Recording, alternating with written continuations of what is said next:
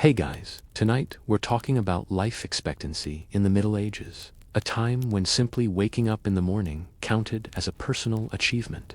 So before you get comfortable, take a moment, like the video, and subscribe. But only if you genuinely enjoy what I do here.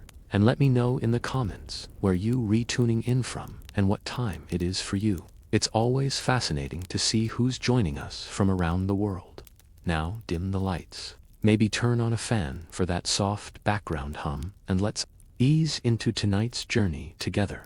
If medieval history had a most misunderstood statistic award, it would go without competition to this sentence. People in the Middle Ages only lived to about 30.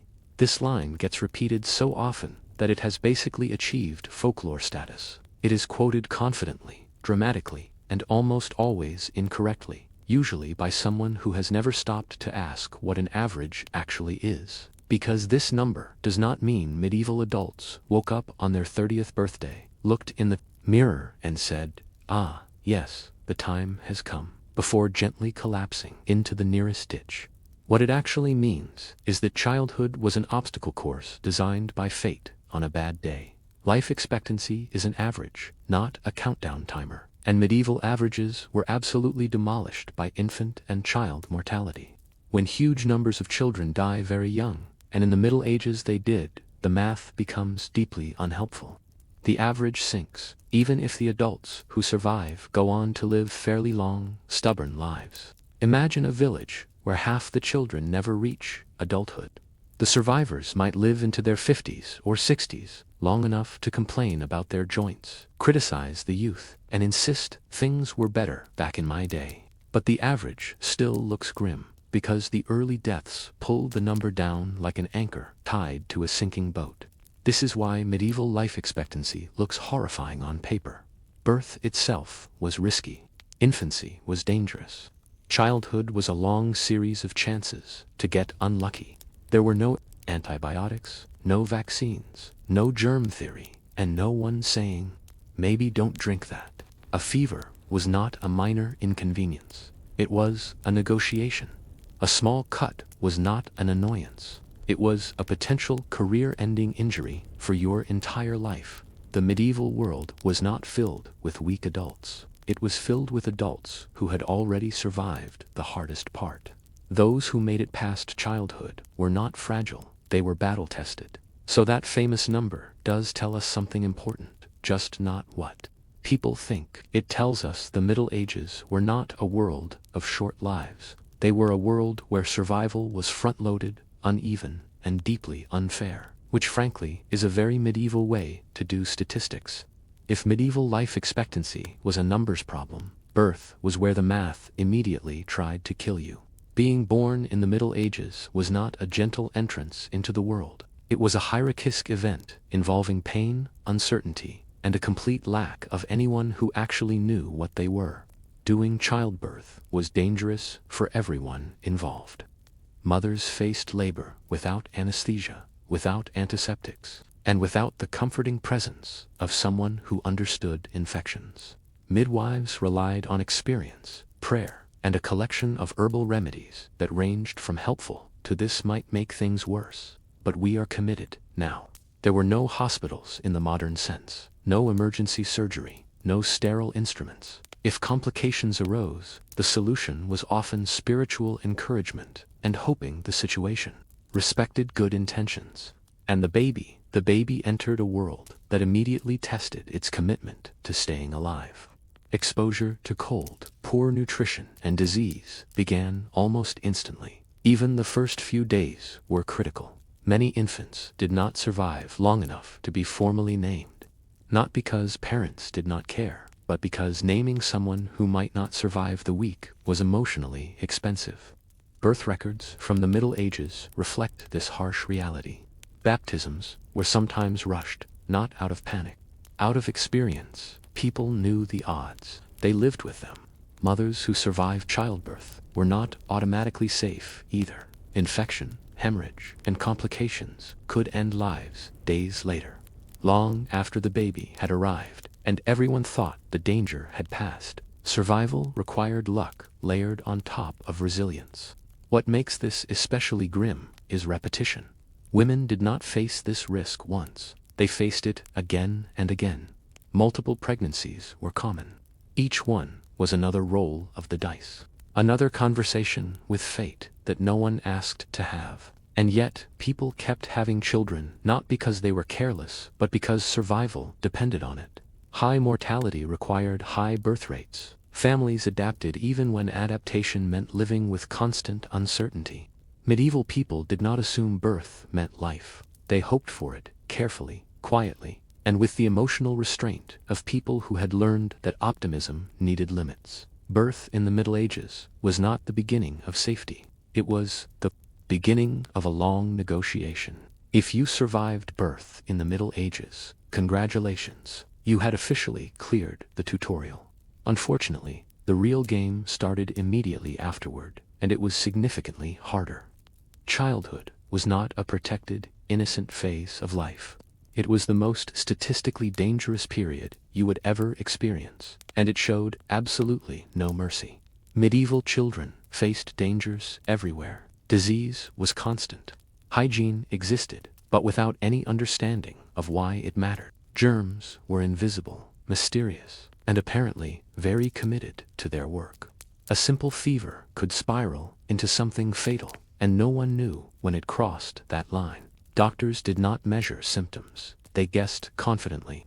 Accidents were another favorite threat. Children worked early. They played near animals, tools, open fires, rivers, wells, and carts with no safety standards whatsoever. Falling into something was not a rare mishap. It was a common childhood milestone. And without modern medical care, injuries that seem minor today could quietly end a life. Nutrition didn't help. Many children lived on diets heavy in grains and light in variety. In good years, this was manageable. In bad years, it weakened bodies and lowered resistance to illness. Hunger made everything worse, including survival.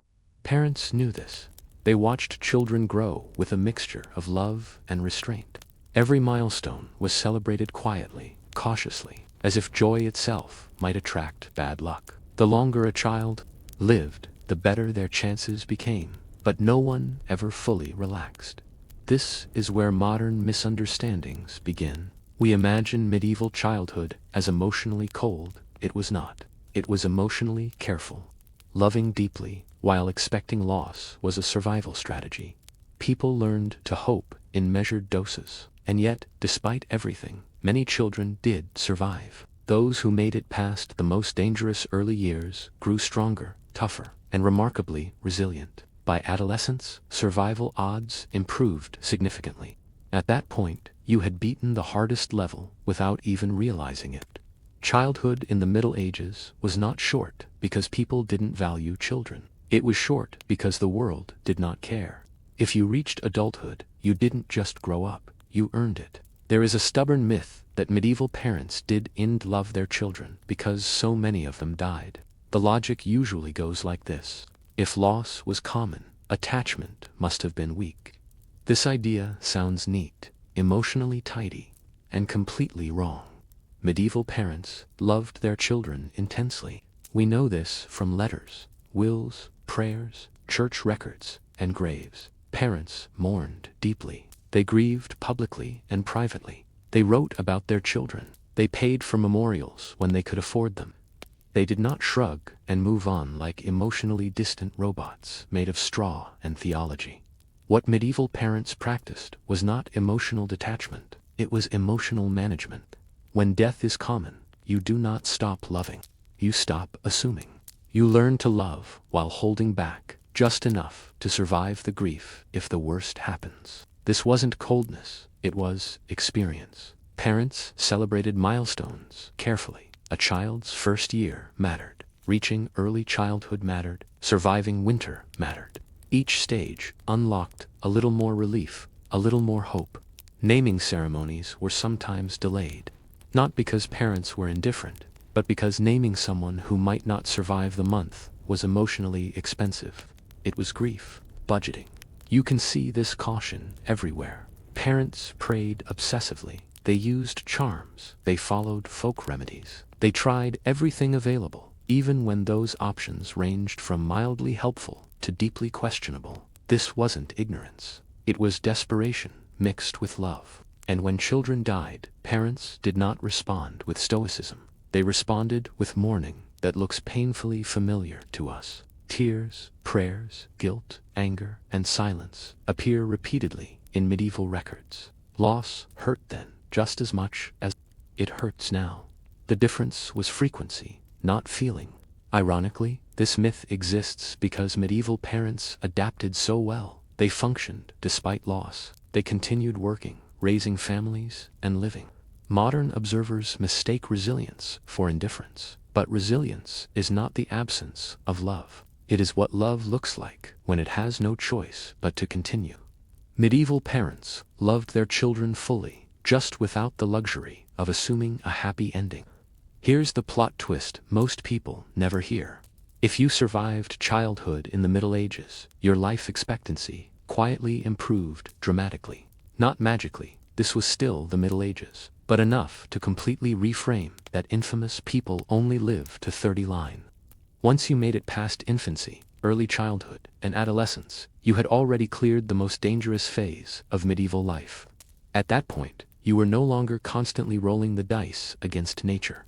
You were still playing the game, but the odds had stopped being openly hostile. Many medieval adults lived into their 50s. Quite a few reached their 60s. Some even reached their 70s, at which point the village collectively decided you were either blessed, cursed, or secretly immortal. Old age wasn't common, but it absolutely existed. And when it did, it came with authority. Elders were respected, consulted, and occasionally blamed for everything that went wrong, which is still how old age works today. This is where modern misunderstandings really collapse. Medieval society was not a place where everyone died young. It was a place where many died young, and the survivors often lived surprisingly long lives. Life expectancy statistics hide that distinction, flattening complex human experiences into a single misleading number. Once adulthood was reached, people settled into rhythms. They worked, married, raised families, complained about aches, and developed strong opinions about how lazy the younger generation had become. In other words, adulthood looked familiar, just with fewer safety nets and more medieval consequences. This doesn't mean life suddenly became safe. Disease, accidents, and hardship never fully disappeared. But survival stopped being a daily surprise. If you made it to adulthood, you had proven yourself remarkably resilient, even by medieval standards. It's also worth remembering that medieval people did not expect to live forever. They didn't plan for retirement. They planned for continuity, passing knowledge, land, skills, and traditions to the next generation while they could. Surviving childhood didn't guarantee a long life, but it unlocked the possibility of one. And in a world where survival was never promised, that possibility meant everything. Surviving childhood in the Middle Ages did not mean you had beaten disease. It meant disease had agreed to stop sprinting at you and instead walk calmly behind you for the rest of your life. Illness was not an occasional visitor. It was background noise, always present, always waiting for an opening. Medieval people lived in close quarters with animals, waste, smoke, and each other. Towns smelled the way you would expect when sanitation was more of a suggestion than a system. Clean water was not guaranteed. Food spoiled easily, and no one knew why any of this mattered, which is a crucial detail. Without germ theory, disease made no sense. Illness appeared random and deeply personal. One person survived a fever, another did not. One family lost several members in a single season. Another emerged untouched and immediately became suspicious to everyone else. Plagues arrived suddenly and left chaos behind. Some were local, some were regional, some rewrote history even outside major outbreaks. Smaller illnesses chipped away constantly. Respiratory infections, stomach illnesses, parasites, and skin infections were everyday realities. If you were alive, you were fighting something. Medical responses were enthusiastic but misguided. Doctors relied on ancient theories about bodily humors. Treatments included bloodletting, purging, sweating, and strongly worded optimism. Sometimes patients recovered despite the treatment. Sometimes they recovered because they stopped receiving it. Doctors called both outcomes success. What made disease especially dangerous was how quickly it escalated. A mild sickness could turn severe in days. There was no concept of monitoring symptoms over time. If you worsened fast. Families often realized someone was in serious trouble only when it was already too late. Even strong adults were vulnerable. Hard work weakened bodies. Poor nutrition lowered resistance. Cold winters and bad harvests created perfect conditions for illness to spread. Survival required luck, layered on top of resilience, layered on top of exhaustion. And yet, people adapted. They learned patterns. They noticed seasons of sickness. They isolated when they could. They prayed, cleaned, rested, and hoped. Hope, it turns out, was a renewable resource. Disease did not define medieval life, but it shaped every expectation. If you lived long, it was not because illness disappeared. It was because it missed you just enough. If disease was always lurking in the Middle Ages, medicine was always nearby, confidently doing its best. And by best, we mean operating on vibes, tradition, and an impressive amount of self-assurance. Medieval medicine was not useless, but it was deeply optimistic about how little evidence it needed. Doctors believed the human body was governed by 4 humors: blood, phlegm, yellow bile, and black bile. Illness, they thought, came from imbalance. The solution, naturally, was to remove something, usually blood, often a lot of it. If you were already weak, congratulations. You were about to become a teaching moment. Bloodletting was the medieval equivalent of turning something off and on again. Headache, bloodletting. Fever, bloodletting. Feeling sad, probably bloodletting. Sometimes it worked, sometimes it didn't. Doctors recorded both outcomes as proof that the method was sound. Herbal remedies also played a role. Some were genuinely effective. Willow bark reduced pain. Honey helped wounds. Garlic had antimicrobial properties. Unfortunately, these useful treatments were mixed in with suggestions involving astrology, prayers, and substances that probably should not have been ingested by anyone hoping to live longer. Surgery existed, but it was brave in the way standing in front of a charging bull is brave. No anesthesia, no antiseptics, no understanding of infection. Surgeons relied on speed, strength, and the patient's ability to scream loudly enough to remain conscious. Survival rates varied. Midwives and folk healers often had better practical knowledge than formerly trained physicians. They learned through experience rather than ancient texts. But even they were limited by what the era understood, which was not much. The most dangerous part of medieval medicine was confidence. Sometimes doing nothing was actually the safer option. But this was difficult to explain when a man in robes was holding a knife and looking hopeful. And yet, medieval medicine did evolve. Knowledge accumulated slowly. Mistakes were repeated less often. Observations mattered even when explanations were wrong. Medicine did not save most medieval lives, but it shaped how people understood illness, survival, and hope. In a world without guarantees, even guesswork felt better than silence. In the Middle Ages, what you ate didn't just affect your mood or waistline. It actively negotiated with your life expectancy. Diet was one of the most powerful forces, shaping survival, and it worked quietly, slowly, and with absolutely no concern for fairness. For most peasants, food was repetitive and deeply beige. Bread formed the foundation of daily calories, usually dark, coarse, and packed with whatever grains happened to survive that year. Add some porridge, occasional vegetables, maybe a bit of cheese, and congratulations. You were nutritionally sustained enough to keep working, but not enough to thrive. In good years, this diet worked. Bodies adapted, people survived. In bad years, everything unraveled. Failed harvests meant hunger. Hunger meant weakened immune systems. Weakened immune systems meant disease suddenly had an open invitation. Famine rarely killed alone. It arrived with friends. Meat existed, but not regularly for the poor. It appeared on special occasions, holidays, or when something had already died and needed to be dealt with quickly. Protein scarcity didn't immediately kill people, but it quietly shortened lives by making recovery harder and illness more dangerous.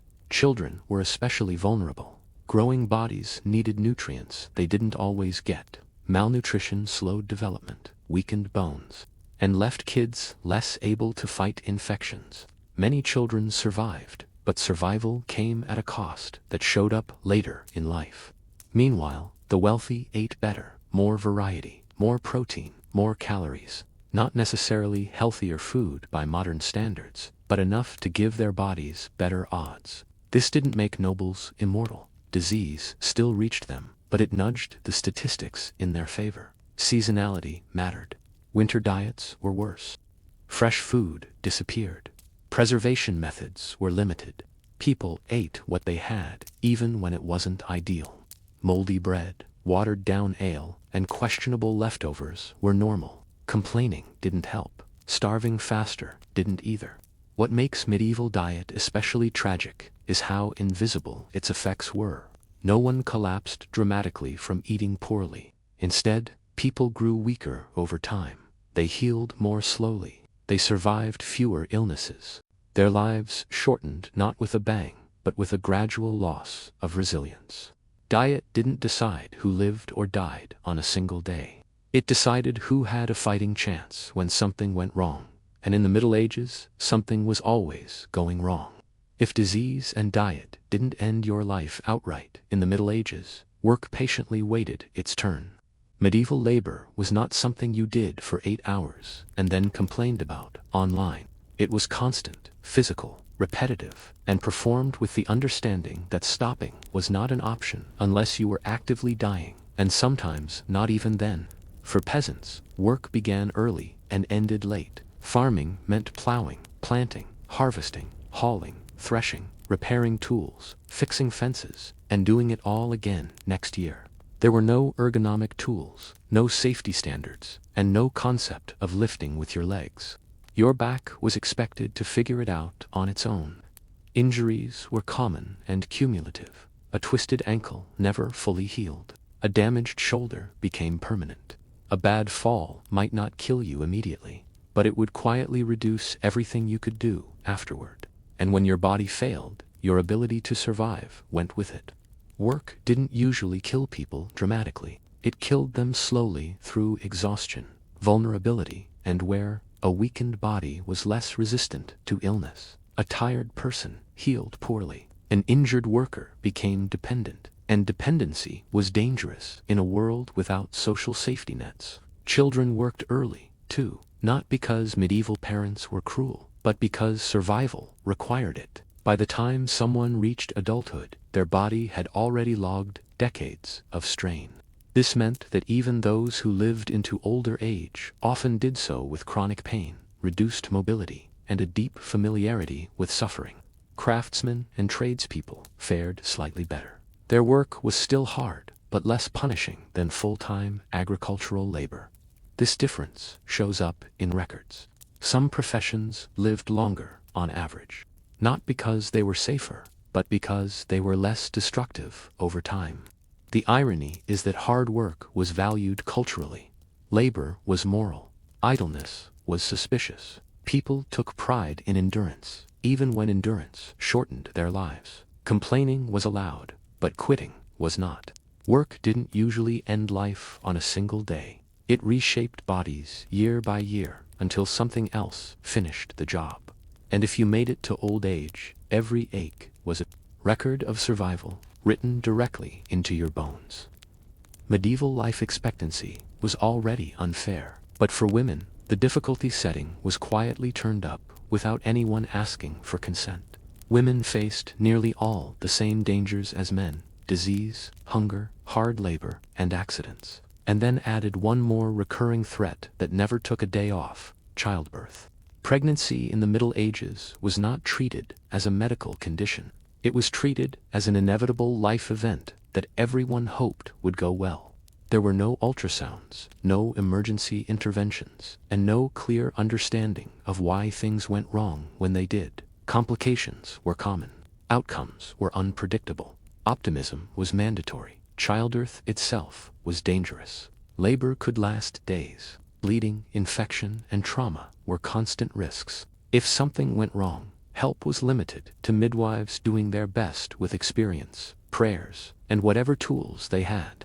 Sometimes that was enough. Often it wasn't. And the danger didn't end once the baby arrived. Post-birth infections quietly claimed lives days or weeks later. Women who seemed fine suddenly weren't. Families celebrated a successful birth only to find themselves planning a funeral shortly afterward. Medieval joy had a short memory window. What made this especially cruel was repetition. Women did not face this risk once. They faced it repeatedly. Multiple pregnancies were common because survival depended on numbers. High child mortality required high birth rates. Each pregnancy was another roll of the dice with the same body, already weakened by labor, malnutrition, and work.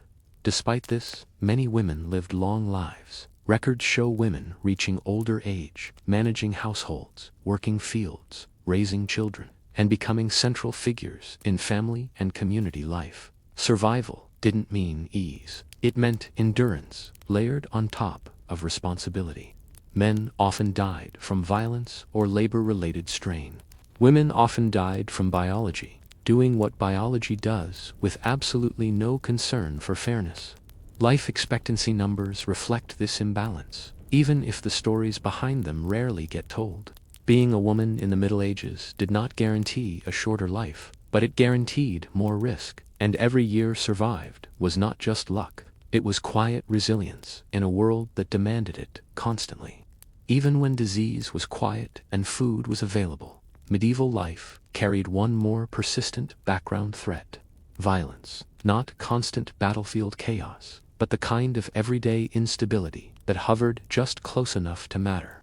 War, raids, feuds, and lawlessness didn't dominate every moment of life, but they were always within reach. Like a storm cloud, everyone pretended not to notice. Most medieval people were not soldiers, but they lived in a world where conflicts flared often and resolved slowly. Armies moved through countryside, not around it. When they did, peasants paid the price. Crops were trampled, livestock disappeared, villages were looted strategically. Survival during wartime had less to do with bravery and more to do with not being noticed. Young men faced the highest risk. They were the ones conscripted, pressed into service, or caught in fighting, whether they wanted to be or not. This skewed life expectancy even further. Entire age groups could be thinned out by a single campaign, leaving behind gaps that statistics quietly absorbed. Violence also existed at the local level. Disputes over land, inheritance, or honor could turn deadly. Law enforcement was inconsistent. Justice depended heavily on who you were, where you lived, and whether someone important cared enough to intervene. For many, avoiding conflict was a survival skill on par with farming. Accidents and interpersonal violence blended easily. Taverns, tools, animals, and weapons lived in close proximity. A bad argument combined with alcohol and sharp objects could end a life quickly. These deaths were not constant, but they were common enough to matter. What made violence especially dangerous was how it stacked with everything else. Hunger weakened bodies. Disease reduced recovery. Injury that might be survivable today could be fatal. Then a wound was not just trauma. It was an invitation for infection to finish the job. And yet, medieval life was not a non-stop bloodbath. Most people lived ordinary lives most of the time. They worked, celebrated, argued, reconciled, and endured. Violence shaped expectations, not daily routines. Life expectancy suffered not because violence was everywhere, but because when it appeared, it was unforgiving. In the Middle Ages, peace was never permanent. It was something you enjoyed carefully while it lasted. In the Middle Ages, life expectancy didn't just depend on luck, resilience, or avoiding suspicious fevers. It also depended heavily on something you had absolutely no control over: who you were born to. Social class quietly tilted the odds long before anyone had a chance to make good decisions. Peasants lived closer to danger. hard labor, poor nutrition, exposure to the elements, and crowded living conditions all worked together to shorten lives. If you were poor, your body absorbed the cost of survival every single day. You did not get breaks. You did not get lighter duties when injured. You worked until you could not, and then you worked some more. Nobles lived differently. They ate better. They slept in warmer homes. They worked less physically demanding jobs. They had servants to absorb risk on their behalf. This mattered not because nobles were smarter or stronger, but because their bodies were not constantly being worn down by survival itself. This does not mean nobles were safe. Far from it. Disease did not respect titles. Plagues happily swept through castles. Poor medical knowledge affected everyone equally. And nobles had a habit of dying in wars, tournaments, and ambitious political schemes. Privilege improved odds, not outcomes. The clergy often lived longer than both peasants and nobles. Their lives involved less physical labor, more stable food access, and communal support. Monasteries functioned as early social safety nets. Regular meals, shelter, and care during illness made a measurable difference. It turns out rest and routine are good for survival. Urban life sat somewhere in between. Cities offered opportunity and danger in equal measure. Better access to food and trade competed with overcrowding, waste, and disease.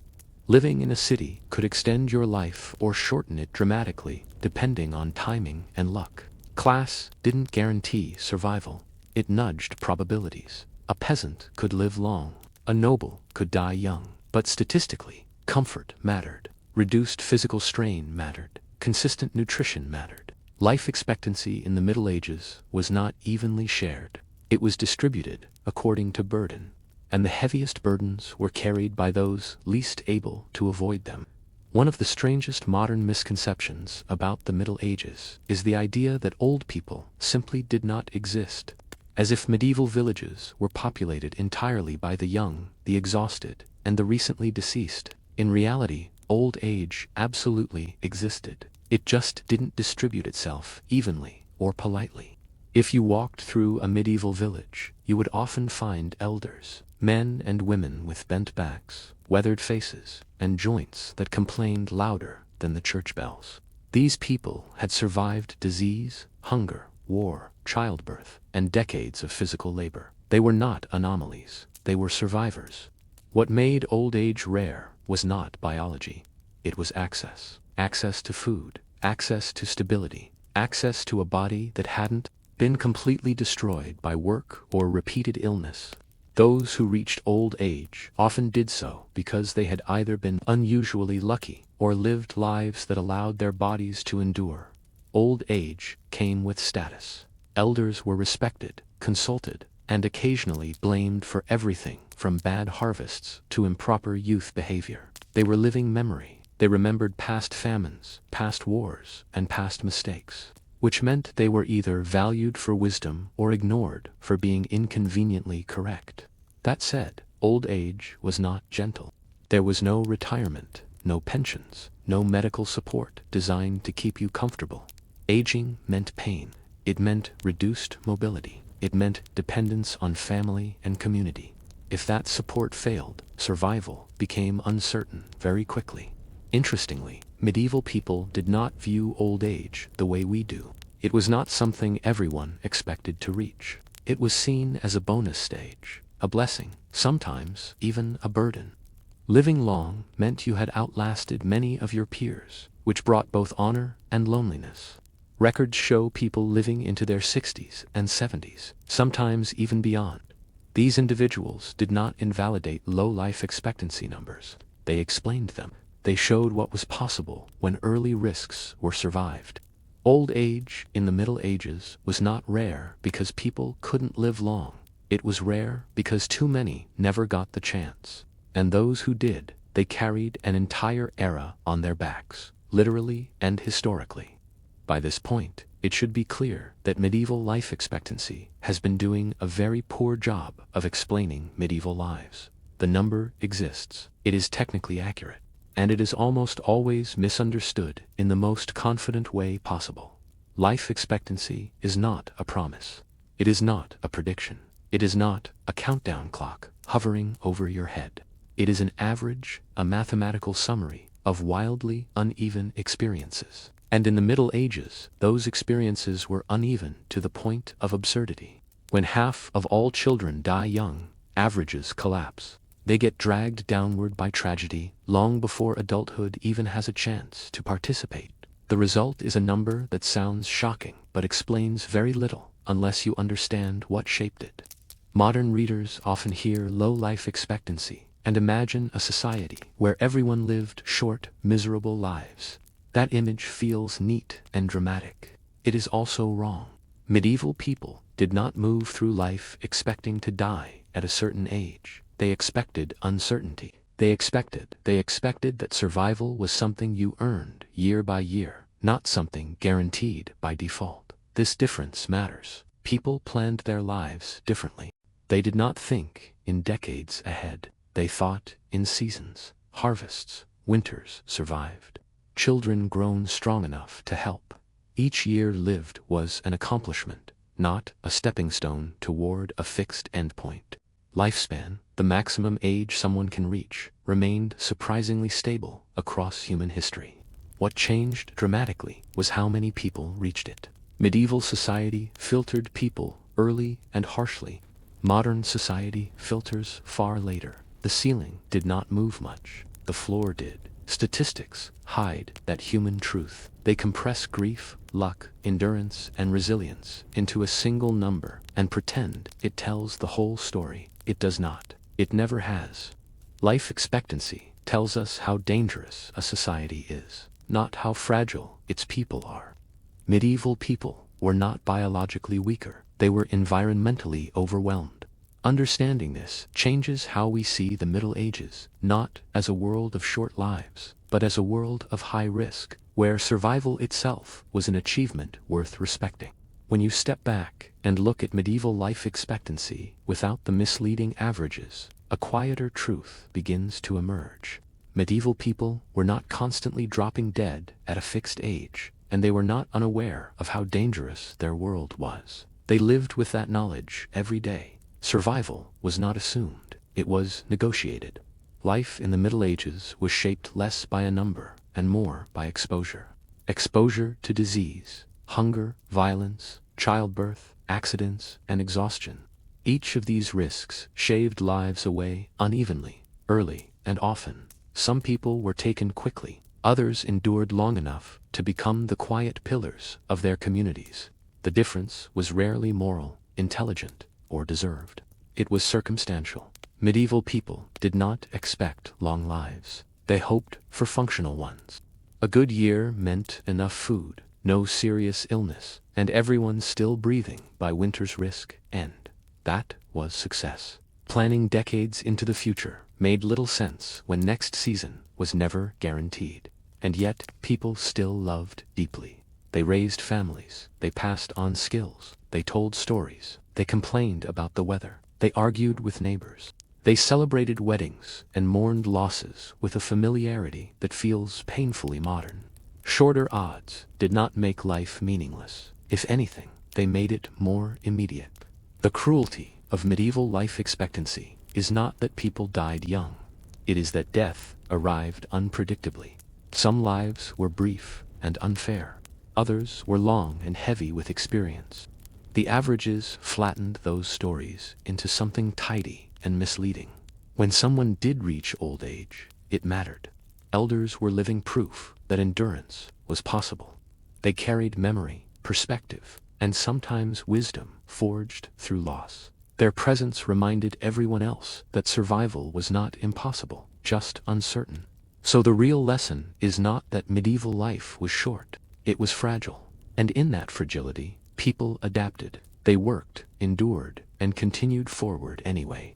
Not because they misunderstood danger, but because living has always been an act of defiance against it. Life expectancy tells us how harsh a world is. It does not tell us how human the people living in it were. And medieval people were profoundly, stubbornly human right to the end.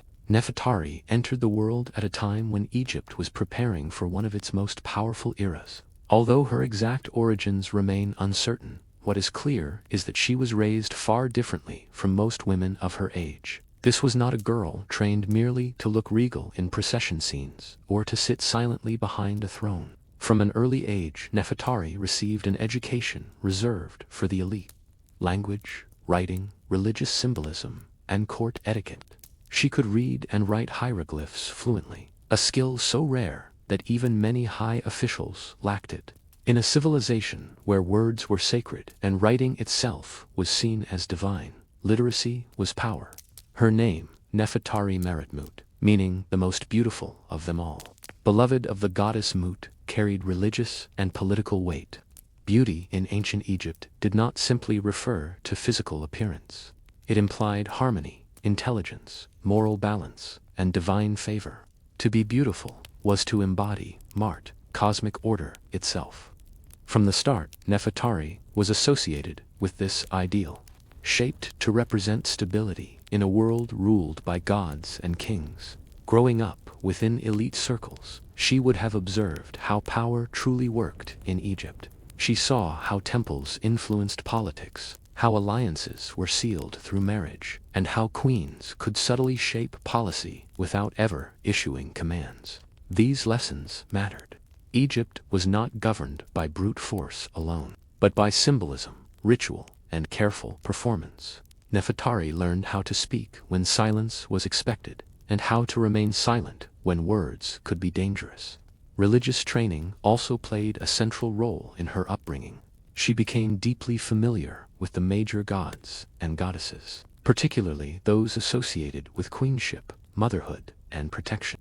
This spiritual fluency later allowed her to step seamlessly into sacred roles normally dominated by priests and kings. She was not just present at rituals, she understood them. By the time Nefertari entered the royal household, she was already more than a potential wife. She was prepared to become a living symbol of Egypt itself, educated, composed, and aware of her value. In a court where appearances masked rivalries and ambition, Nefertari stood out not because she demanded attention, but because she commanded it naturally. Long before she became great royal wife, her life was already pointing towards something exceptional. When Nefertari married Ramses, she did not simply become a queen. She became the wife of a living god. In ancient Egypt, the pharaoh was not viewed as a symbolic ruler or divinely favored king. He was divine himself, the earthly embodiment of Horus, and the chosen son of Ra. To stand beside such a figure required more than beauty or noble birth. It required absolute mastery of image, ritual, and restraint. Nefertari proved equal to the role almost immediately. Ramses was still young when they married, ambitious and determined to eclipse every ruler who came before him. From the very beginning of his reign, he understood the power of spectacle, and Nefertari became central to that vision. She was not hidden in the background like many royal wives. Instead, she appeared prominently in inscriptions, reliefs, and temple scenes, often depicted at the same scale as the king himself, a rare and deliberate choice. In Egyptian art, size equaled importance. Nefertari's prominence sent a clear message. This queen mattered. Their marriage was also political. Egypt was entering a period of intense international rivalry, especially with the Hittite Empire. Stability at home mattered as much as military strength abroad. Nefertari projected calm authority, reinforcing Ramses' legitimacy and presenting the royal household as harmonious and divinely sanctioned. Together, they embodied Mut, order, balance, and continuity, the very principles that kept the universe from collapsing into chaos. Yet this was not a passive partnership. Evidence suggests that Ramses genuinely trusted her judgment. Unlike many queens whose influence is inferred only indirectly, Nefertari's presence is explicit. She appears in religious roles typically reserved for kings, making offerings to gods, participating in sacred rituals, and acting as an intermediary between the divine and human worlds. This visibility was not accidental. It reflected her competence and the confidence placed in her. Emotionally, Their bond appears unusually strong by royal standards. Ramses would later father dozens of children with multiple wives, but Nefertari remained his great royal wife, the primary queen, for many years. In inscriptions, he refers to her with language that goes beyond formula, emphasizing admiration and devotion. In a court built on hierarchy and power, Nefertari secured something rare, enduring favor. By marrying Ramses, Nefertari stepped into one of the most dangerous roles in Egypt. Surrounded by ambition, ritual, and expectation, she did not vanish into the throne's shadow. Instead, she helped shape its image and quietly its authority.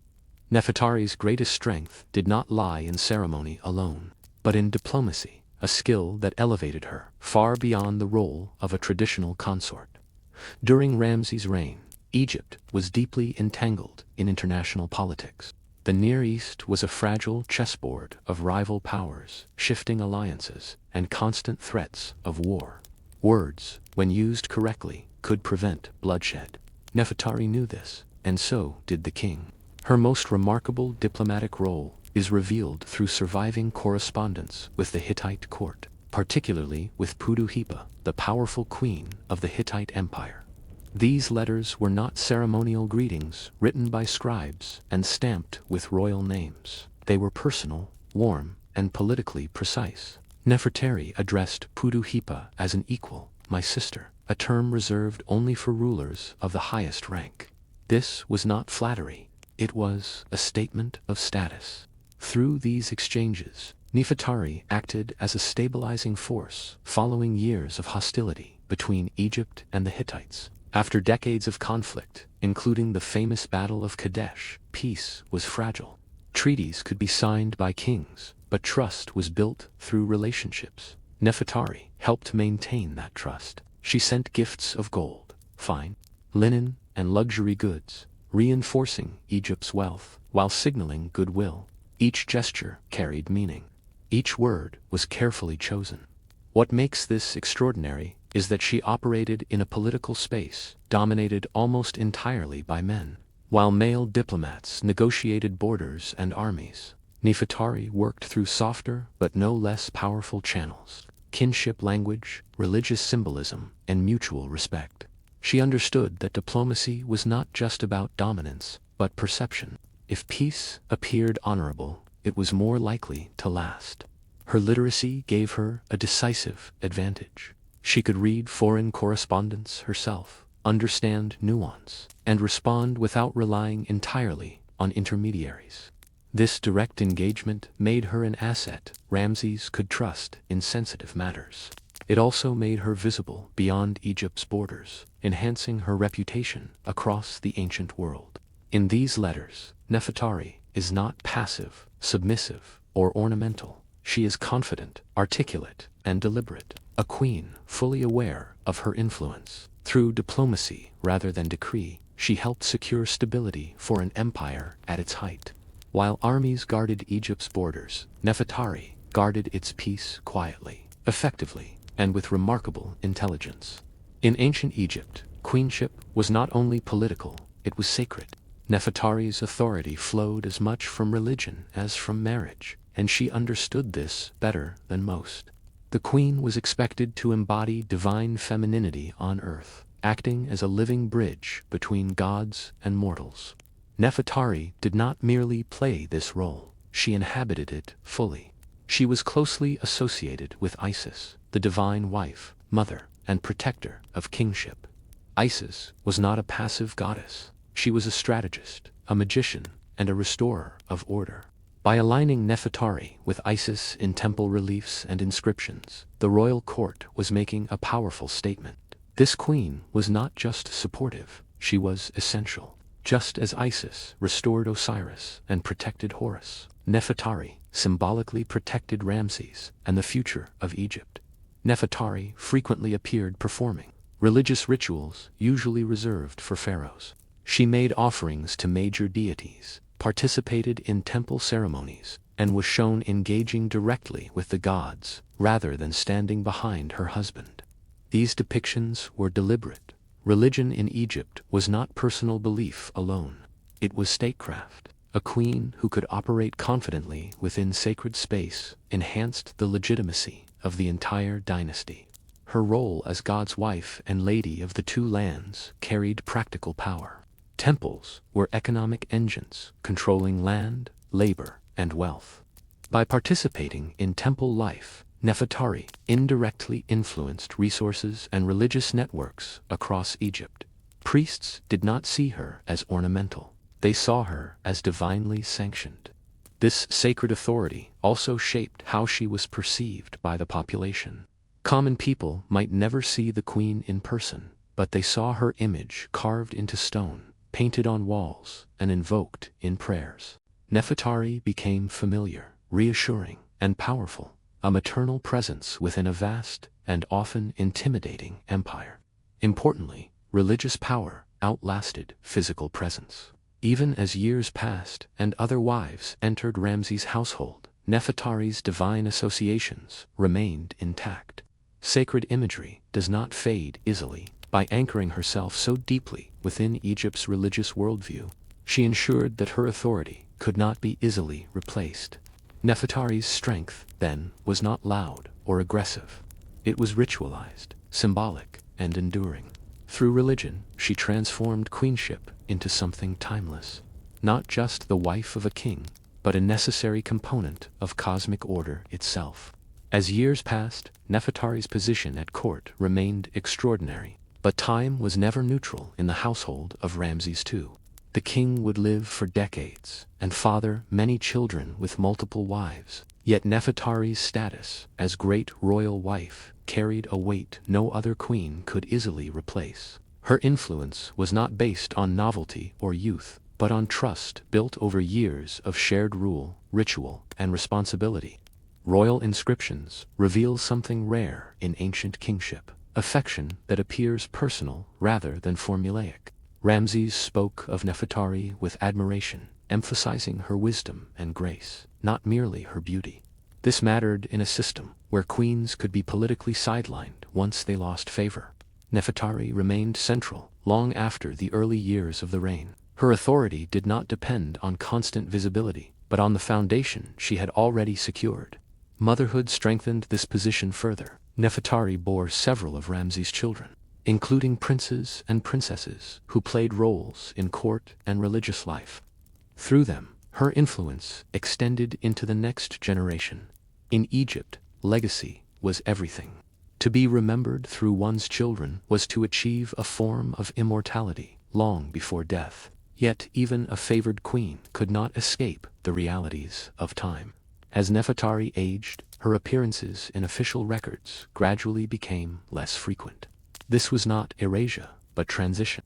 Egypt's visual culture often emphasized idealized moments rather than chronological decline. Her image remained youthful, divine, and composed, frozen in perfection. Even as real life moved forward, what makes this phase of her life remarkable is the absence of rivalry or disgrace. There is no evidence of political downfall, exile, or replacement through scandal. Instead, Nefertari seems to fade gently from daily court life while retaining symbolic power. That alone suggests careful planning and deep respect. By the time her public presence diminished, her legacy was already secure. She had shaped the image of queenship under Ramses' influenced diplomacy and anchored royal authority in religion. Younger queens might share the palace, but none carried her history. Nefertari's story during these later years is not one of loss, but of endurance. In an empire obsessed with permanence, she achieved what most never did: relevance that outlasted time, favor that survived change, and a legacy strong enough to remain untouched by silence. If Nefertari's life revealed her status, her tomb confirmed it beyond doubt. After her death, she was laid to rest in what is now considered the most spectacular burial ever created for an Egyptian queen. Tomb Cube of 66 in the Valley of the Queens. Nothing about this tomb suggests modesty or routine tradition. Every wall, every color, every figure proclaims that this woman was extraordinary. Unlike many royal tombs that emphasize power through sheer scale, Nefertari's burial space focuses on refinement, symbolism, and intimacy with the divine. The walls are covered in vivid paintings, so well preserved that they appear almost modern. Deep blues, glowing reds, and luminous golds surround the queen as she journeys through the afterlife. She is shown not as a passive soul awaiting judgment, but as an active participant, speaking to gods, receiving guidance, and moving confidently toward eternity. What stands out most is how she is portrayed. Nefertari appears calm, dignified, and radiant, dressed in fine white linen, crowned with symbols of divine favor. The gods treat her as an equal, not a servant. This is a crucial detail in Egyptian belief. How one was depicted in death reflected how one was expected to exist forever. Nefertari was not meant to vanish into the afterlife. She was meant to belong there. The religious texts illustrated on the walls, including passages from books reserved almost exclusively for kings, further emphasize her elevated status. These were not decorations chosen lightly. They required approval, resources, and theological justification. Granting such texts to a queen was a declaration that her soul deserved the same protection and guidance as a pharaoh's. Even the placement of her tomb mattered. The Valley of the Queens was not merely a burial ground. It was a sacred landscape tied to rebirth and divine motherhood. By placing Nefertari there, the royal court aligned her forever with regeneration and cosmic renewal. Ironically, the tomb's perfection also underscores a mystery. Despite the grandeur, her mummy was never found there. Whether her remains were moved for protection or lost to ancient tomb robbers remains unknown. Yet perhaps that absence adds to her legend. In death, as in life, Nefertari refuses to be ordinary. Her tomb is not just a resting place. It is a statement carved in stone and color that this queen was meant to be remembered forever.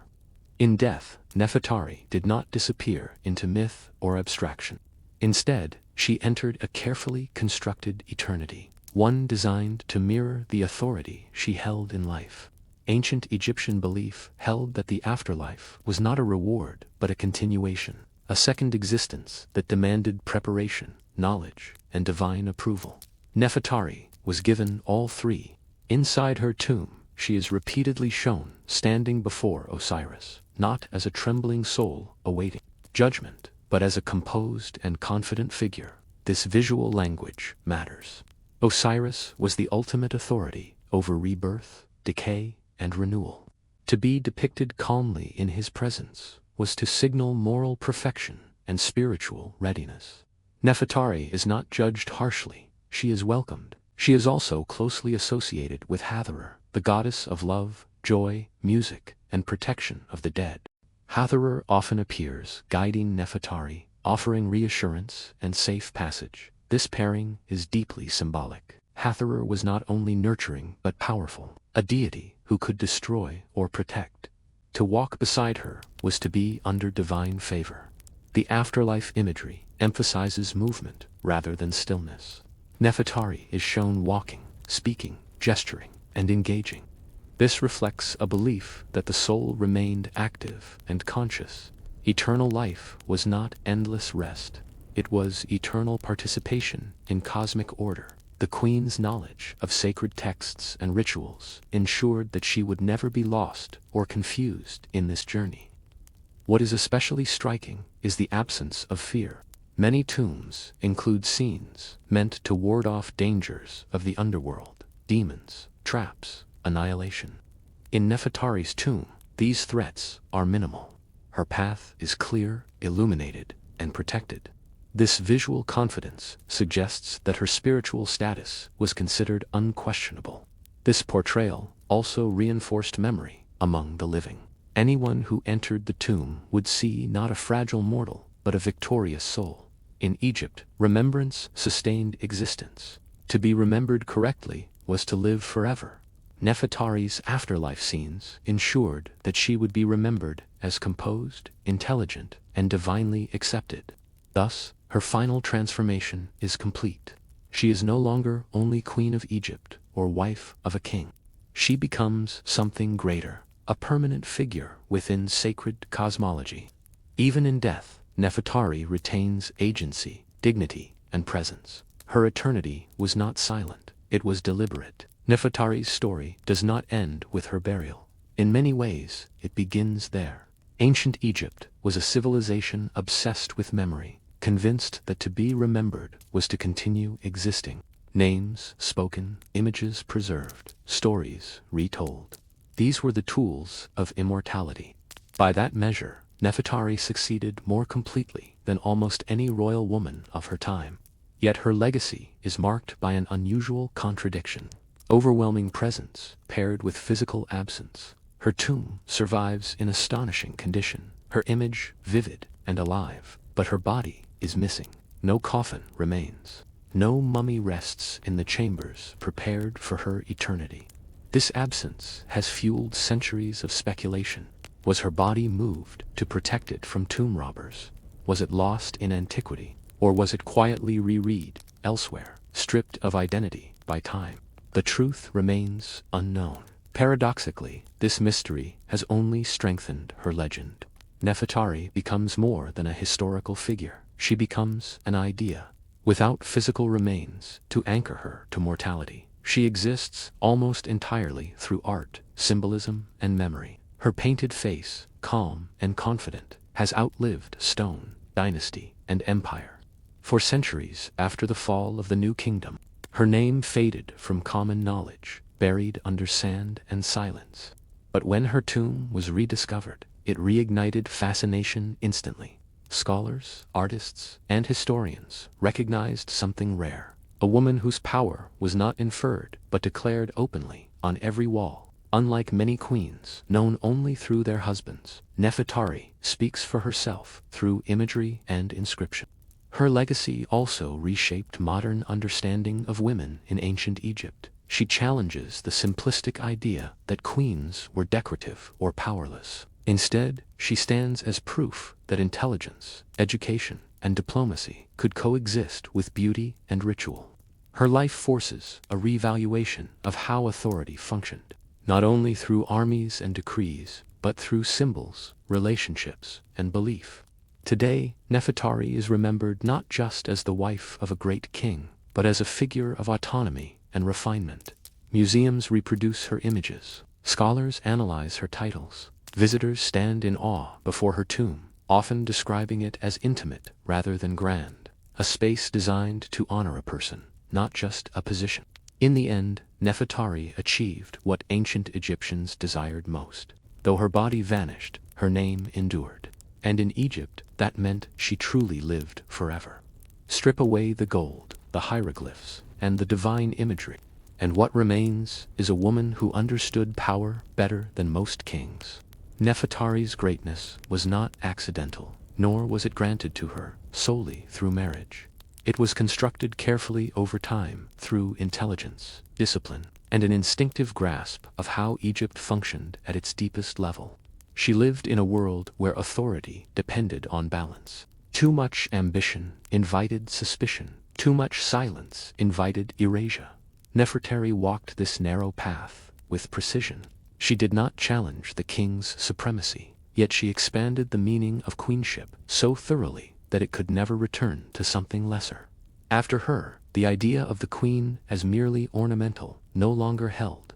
What makes her legacy endure is not a single achievement, but coherence. Her public image, religious role, diplomatic voice, and literary preparation all tell the same story. There is no contradiction between who she was in life and how she was represented in death. That unity is rare in any era, ancient or modern. It suggests intentional self-defense. A woman who knew exactly how she wished to be remembered and ensured that memory was secured in stone. Nefertari also benefited from timing. She lived during the height of imperial confidence, when Egypt had the resources to elevate individuals into near mythic status. But others shared that era, and few left such a clear imprint. The difference lies in agency. Nefertari did not wait to be interpreted. She presented herself. Her story reminds us that power does not always announce itself loudly. Sometimes it writes letters instead of laws. Sometimes it appears in ritual rather than battle. Sometimes it survives not through conquest but through continuity. Nefertari mastered these quieter forms of influence, and in doing so outlasted many whose names were carved deeper but meant less. Today she occupies a unique space between history and reverence. She is studied, admired, and still partially unknowable. That mystery is not a flaw in her legacy. It is part of its strength. Ancient Egyptians believed that the dead should retain some distance from the living, a sacred boundary that preserved their power. Nefertari remains just far enough away to command respect. In the end, she was more than the wife of a great king, more than the owner of a beautiful tomb. She was a model of how intelligence, restraint, and symbolism could shape an empire's memory. And that, perhaps, is her greatest achievement.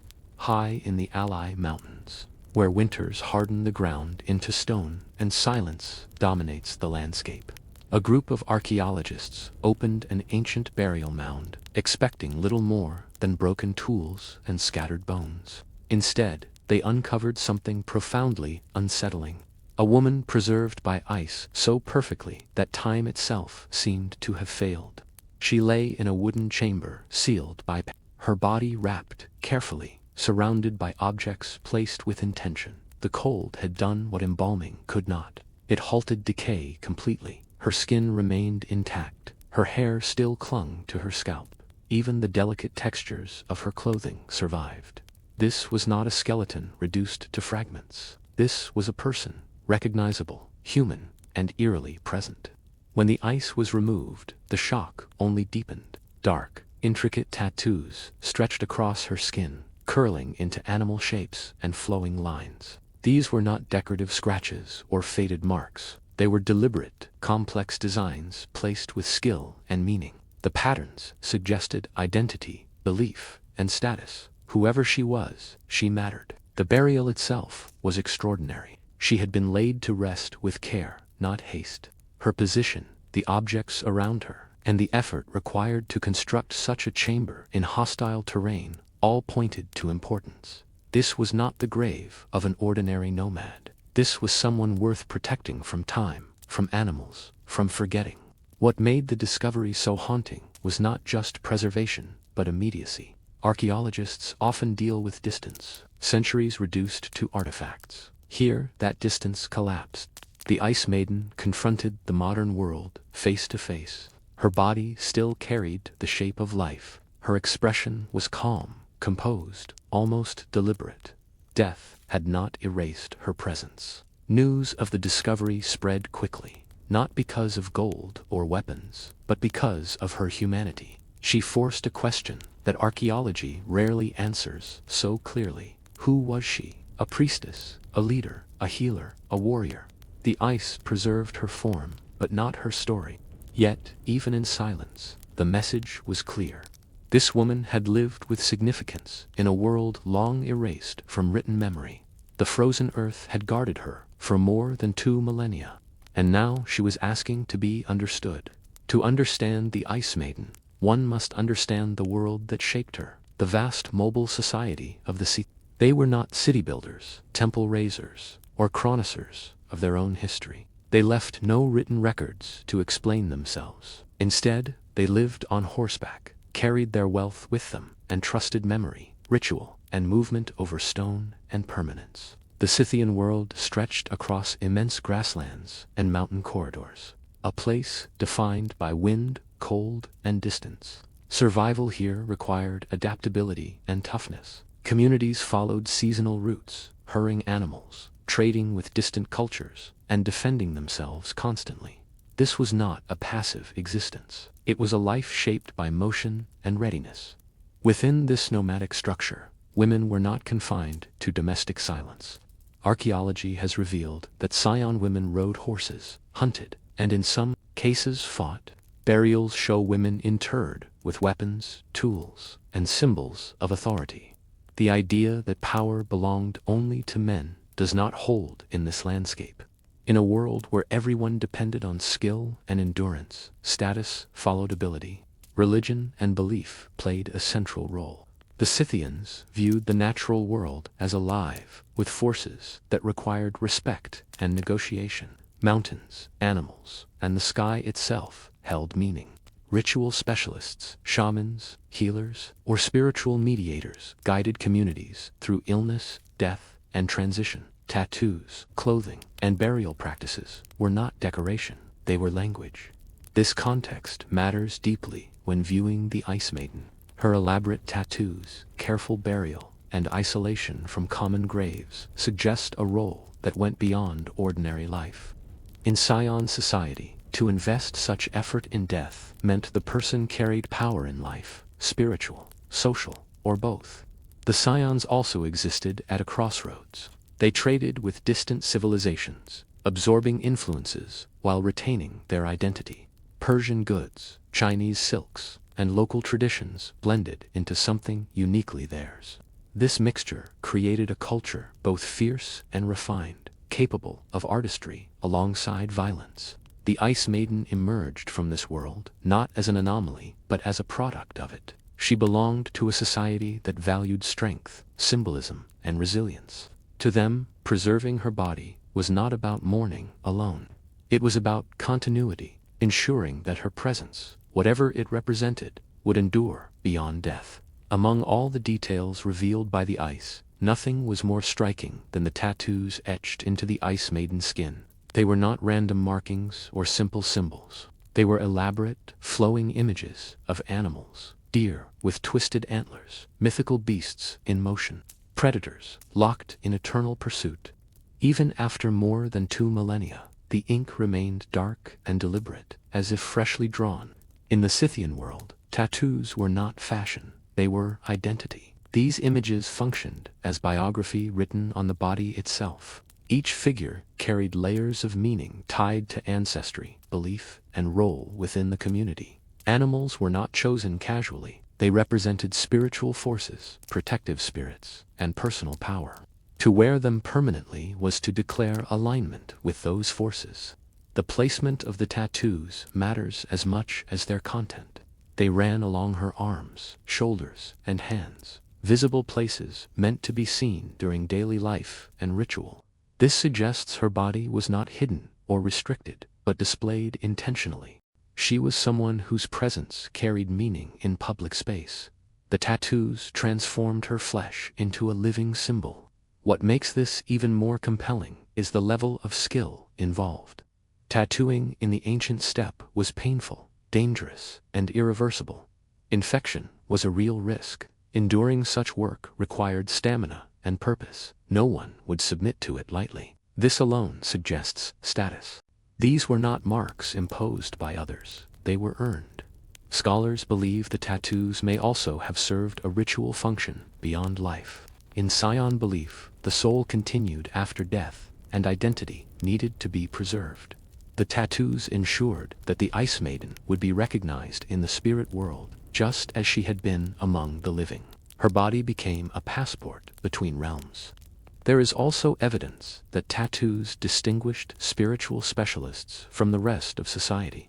Shamans and healers often bore complex markings that reflected their ability to move between worlds, the visible and the unseen.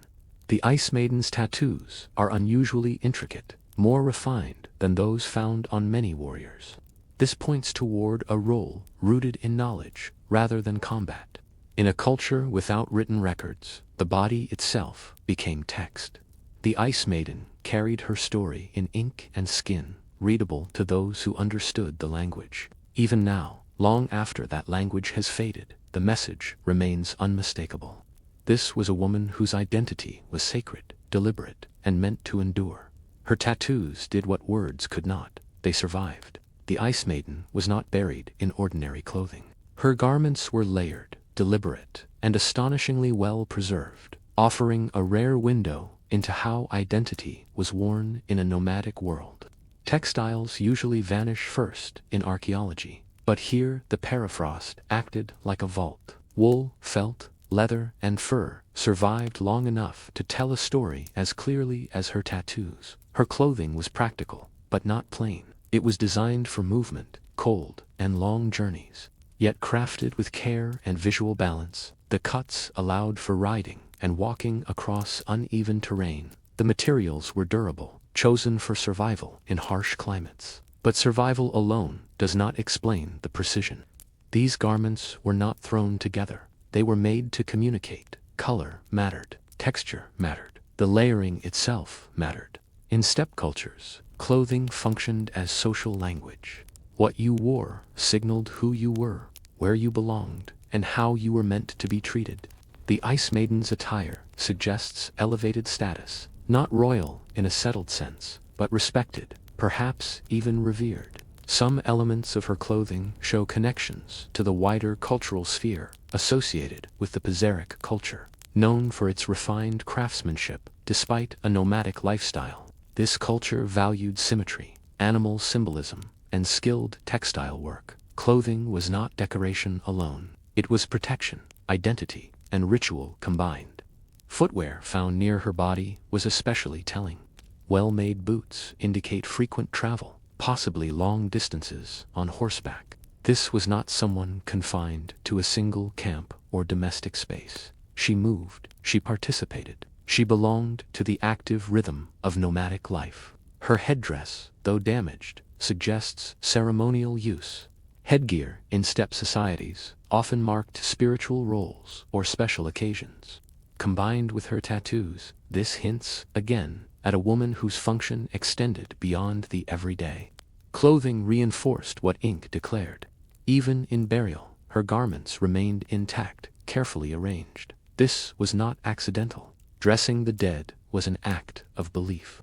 The Scythians prepared their dead for continuation, not disappearance. The Ice Maiden was dressed to exist beyond death as she had in life, competent, recognized, and whole. In a culture without palaces or permanent monuments, clothing became architecture of the self. The Ice Maiden's garments were her walls, her banners, her status symbols. Thanks to the ice, they survived, and through them, so did her place in the world. The Ice Maiden's burial makes one thing clear. Her authority did not come from comfort or luxury. It came from endurance. Life on the Siberian steppe was unforgiving, shaped by extreme cold, constant movement, and the demands of animals and terrain. Power in this world was not inherited easily. It was proven daily. Evidence from her remains suggests a life marked by strain and resilience. Her body shows signs of wear, consistent with riding, travel, and physical labor. This was not someone sheltered from hardship. Whatever role she held, healer, ritual, specialist, or leader, it required active participation in the life of her people. Respect here was earned through usefulness. Nomadic societies valued individuals who could contribute beyond the ordinary. A woman who understood herbs, illness, and ritual would have been indispensable. Illness, injury, and spiritual anxiety were constant threats. Someone who could ease pain, interpret signs, or mediate with unseen forces held real power. Such power did not rely on force, but on trust. This helps explain why the Ice Maiden was buried alone, separate from common graves. Isolation in burial was not loneliness, it was distinction. Certain individuals were set apart in death because they were set apart in life. The effort required to prepare her tomb, transport materials, and seal it in ice suggests collective agreement that she mattered deeply. Importantly, this power was not theatrical. There are no weapons beside her, no trophies of conquest. Her authority was quieter, embedded in knowledge and belief. In many steppe cultures, spiritual figures were both respected and feared. They healed, but they also commanded boundaries. Their closeness to the unseen made them necessary and dangerous to offend. Her age at death also matters. She was not elderly nor a child. She died in adulthood, likely while still active in her role. This raises questions. Was her death sudden? Was it connected to illness, ritual, or fate? The care taken in burial suggests reverence rather than urgency. Whatever happened, it was not dismissive. The Ice Maiden's power, then, was situational and human. She lived among her people, traveled with them, endured what they endured. That shared experience gave her legitimacy.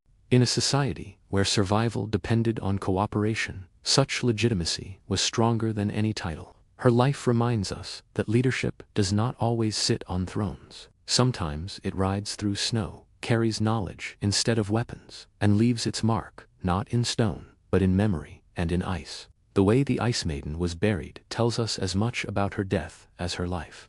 This was not a hurried interment, driven by fear or crisis. It was deliberate, ceremonial, and costly in effort. The Scythians did not stumble into preserving her. They chose it. Her burial chamber was carved into the earth and sealed in a way that allowed water to seep in and freeze. This was not accidental. In the Alley region, certain burials were intentionally designed to harness ice as protection. The community understood the land intimately. They knew that frozen ground could become a guardian stronger than stone. By sealing her within it, they placed her beyond animals, weather, and time. This suggests that her body mattered beyond mourning. In many nomadic belief systems, the physical body retained spiritual significance after death. Preserving it was a way of preserving balance. If she was a ritual specialist or healer, her body may have been seen as dangerous to disturb or powerful enough to require containment. Ice, neutral and eternal, was the safest boundary.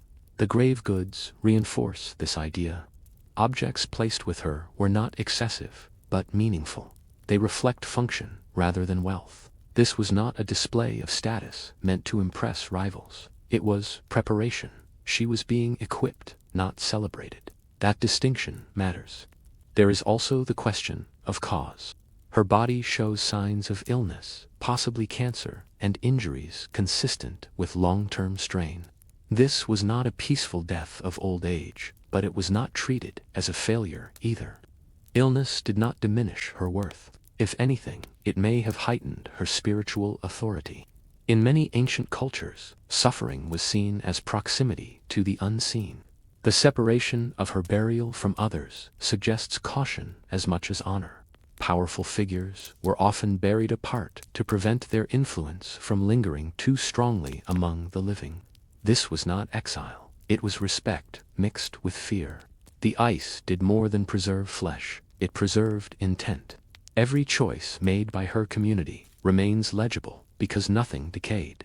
Their care, their beliefs, their priorities are frozen alongside her. Death did not erase the Ice Maiden. It transformed her role. She moved from guide of the living to presence in the landscape itself. The mountain became her marker. The cold became her shield. She was not lost to the earth. She was entrusted to it. When the Ice Maiden emerged from the frozen ground in the modern era, the shock was not limited to archaeology.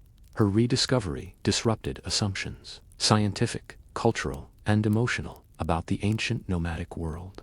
This was not a distant relic, reduced to fragments. This was a woman whose face, skin, and markings confronted the present almost directly. The past was no longer abstract. It was personal. For researchers, the find was unprecedented. Permafrost preservation revealed details normally erased forever. Clothing, construction, tattoo techniques, health conditions, and burial intent. Entire academic debates shifted overnight. The idea that nomadic cultures were crude or lacking refinement became impossible to defend. Here was proof of medical knowledge, artistic sophistication, and complex spiritual systems, all embodied in a single individual. But the reaction did not stop at science. Among the local descendants of steppe cultures, the Ice Maiden's removal sparked controversy and grief. To them, she was not an object of study. She was an ancestor. Her disturbance was seen by some as a violation, a rupture of balance that had been carefully maintained for centuries. Illness, accidents, and misfortune were later blamed on her displacement. Whether coincidence or belief, the emotional response was real. This clash revealed a deeper tension between modern knowledge and ancient reverence. Archaeology seeks answers by uncovering indigenous memory, seeks continuity by leaving things undisturbed. The Ice Maiden stood at the center of this conflict, silent, preserved, and powerless to intervene in her second disruption. Museums displayed her remains behind glass, temperature-controlled and labeled. Visitors stared in awe, discomfort, fascination. She became famous without consent, transformed from sacred individual to global spectacle. Yet even in this setting, she resisted objectification. Her tattoos demanded interpretation. Her posture suggested intention. Her presence unsettled the idea that time creates distance. Eventually, pressure from local communities led to a partial resolution. Efforts were made to rebury her remains closer to her original resting place, restoring some measure of respect. The debate did not disappear, but it changed. She was no longer just a discovery. She became a reminder that the past is not neutral territory. The Ice Maiden's rediscovery forced a question archaeology rarely confronts directly. Who owns the dead? The scientists who uncover them, or the descendants who remember them? There is no simple answer. Once again, the Ice Maiden altered the world around her, not through action, but through presence. Even after 2,000 years of silence, she still had the power to disturb, to challenge, and to demand respect. The Ice Maiden did more than reveal a single life frozen in time. She forced historians to reconsider an entire world that had long been misunderstood. For centuries, nomadic cultures of the Eurasian steppe were portrayed as peripheral, violent, primitive, and intellectually dependent on settled civilizations. The Ice Maiden quietly dismantled that narrative. Her body provided evidence of advanced medical awareness, artistic complexity, and symbolic thought. The tattoos alone required anatomical knowledge, steady technique, and long-term planning. Her clothing revealed mastery of textile production, adapted to extreme environments. Her burial showed deliberate engagement with landscape, climate, and belief. None of this fits the stereotype of a crude or simplistic society. Most importantly, she changed how historians viewed women in these cultures. Before her discovery, powerful women among the steppe peoples were often dismissed as exceptions or myth. The Ice Maiden proved otherwise. She demonstrated that authority, spiritual influence, and public presence were not restricted by gender in nomadic societies. Power followed function, not formality. She also blurred the line between spiritual and political leadership.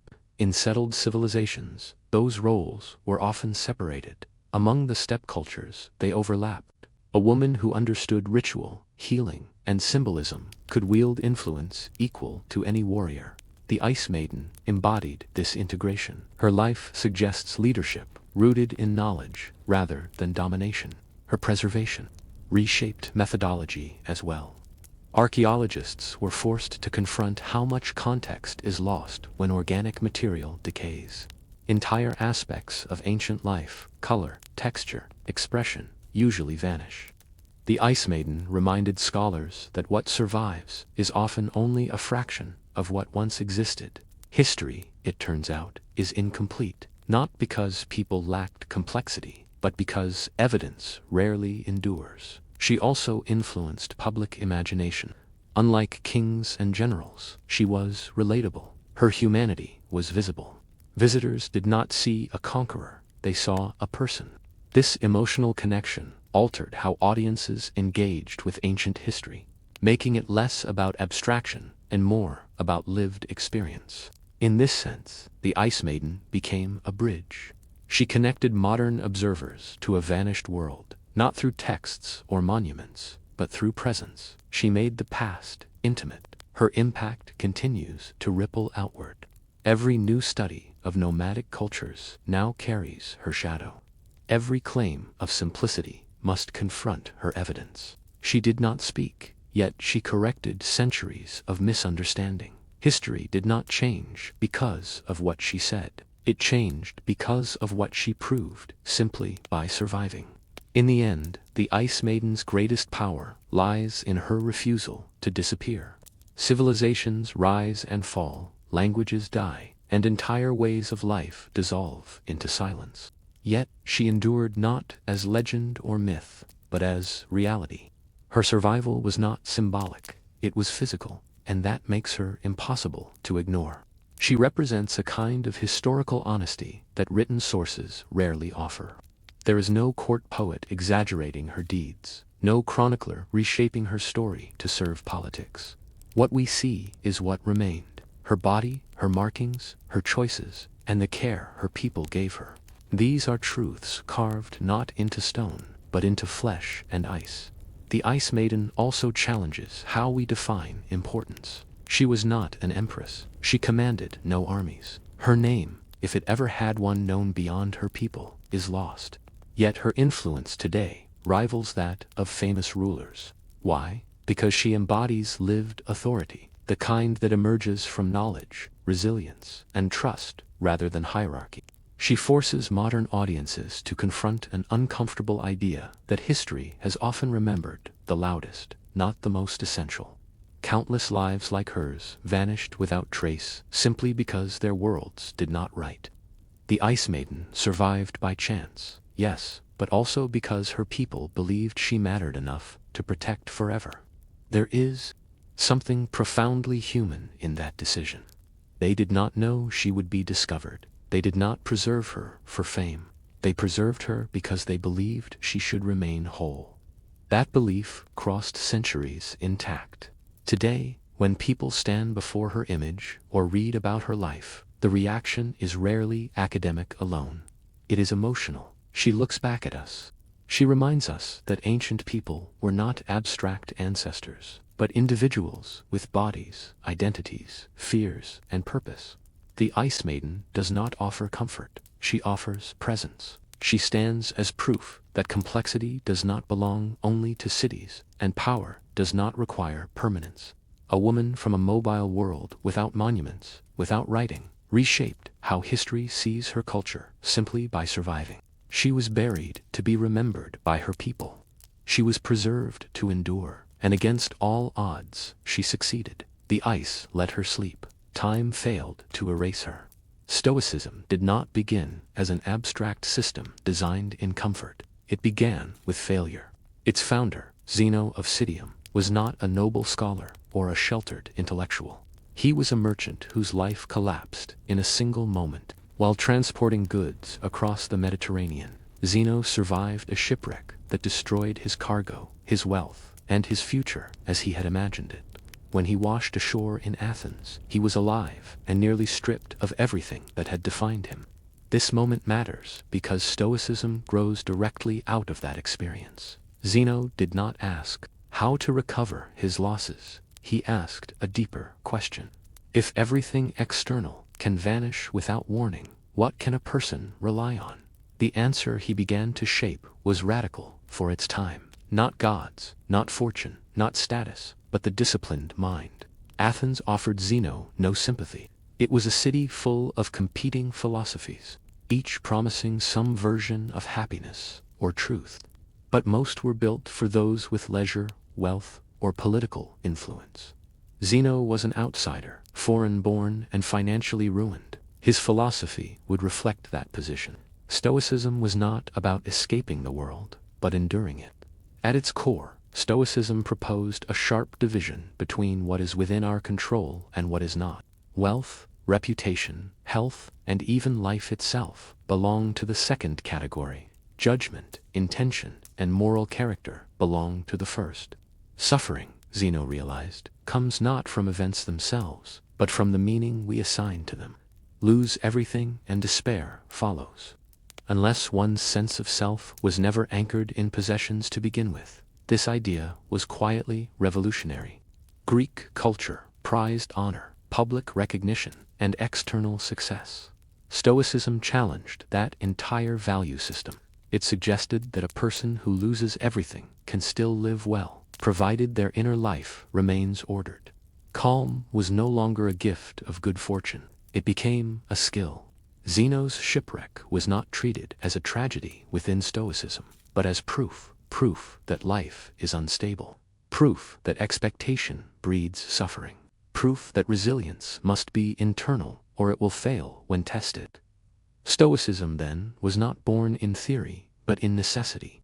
It was shaped by loss, sharpened by realism, and aimed at clarity. From the beginning, it offered something rare, a way to remain mentally unshaken in a world that offers no guarantees. Zeno did not retreat into a private school or surround himself with elite students. Instead, he chose to teach in the open air beneath the painted columns of the Stoa Poikile. a public walkway in the heart of Athens. This choice defined Stoicism just as much as its ideas. The philosophy was not meant for a secluded few. It was meant for anyone living an exposed, unpredictable life, which meant almost everyone. The Stoa was not a quiet place. Merchants passed through, politicians argued, soldiers returned from war, slaves ran errands. Zeno taught amid noise, distraction, and disagreement. This was intentional.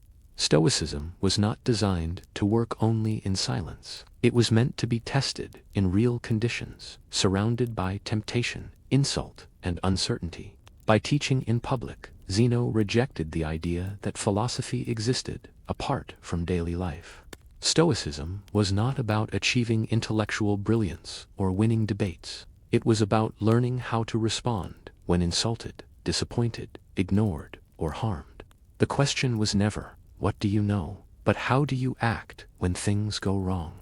This setting also shaped Stoic ethics, because Stoicism addressed ordinary life. It emphasized practical virtues, self-control, fairness, courage, and clear judgment. These were not abstract ideals, they were tools. A Stoic was expected to apply philosophy while running a household, serving in government, enduring poverty, or facing exile. The public nature of the Stoa also reinforced one of Stoicism's central beliefs, that human beings are social by nature. Withdrawal from society was not the goal. Participation was. Stoics believed that clarity of mind made a person more useful to others, not detached from them.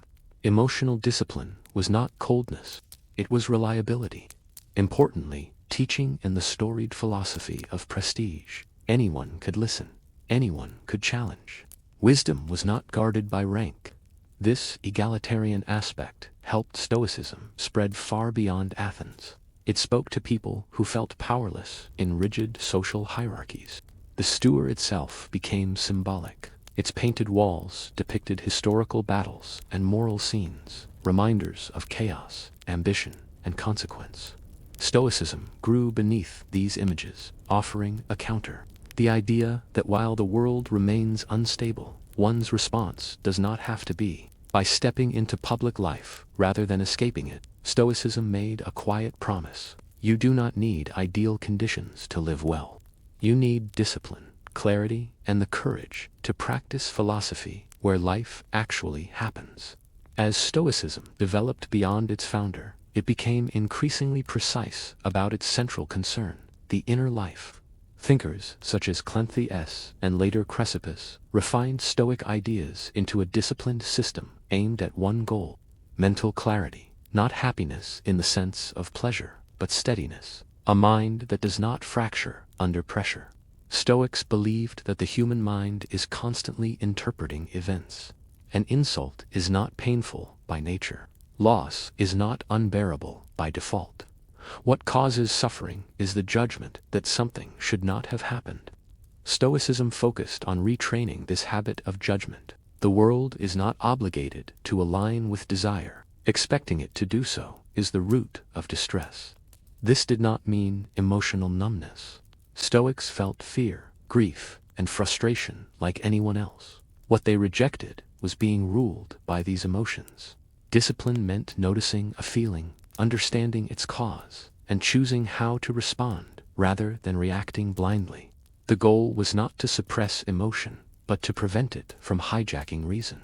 Central to this was the concept of assent. Every impression that enters the mind asks for agreement. The Stoic learns to pause before granting it. Just because something appears threatening does not mean it is. Just because something feels unbearable does not mean it truly is. Mental clarity emerges in that pause. To train this skill, Stoics practiced daily mental exercises. They imagined loss in advance, not to dwell on fear, but to reduce shock when hardship arrived. They reflected each evening on their actions, not to feel guilt, but to improve judgment. Life became a kind of training ground, rather than a series of surprises. This inner discipline was considered freedom. A person enslaved by impulse, craving, or panic was not free, even if wealthy or powerful. A person who could remain composed in poverty or danger possessed something stronger than external control. Stoicism redefined liberty as self-governance. Importantly, this discipline was not meant to detach a person from life. On the contrary, it made engagement possible without collapse. A Stoic could love deeply, serve loyally, and act decisively, precisely because their stability did not depend on outcomes. In a chaotic world, Stoicism offered a quiet but demanding promise. Clarity is not given, it is practiced, and the battlefield is always the mind. Stoicism did not stop at personal psychology. It made a far larger claim about reality itself.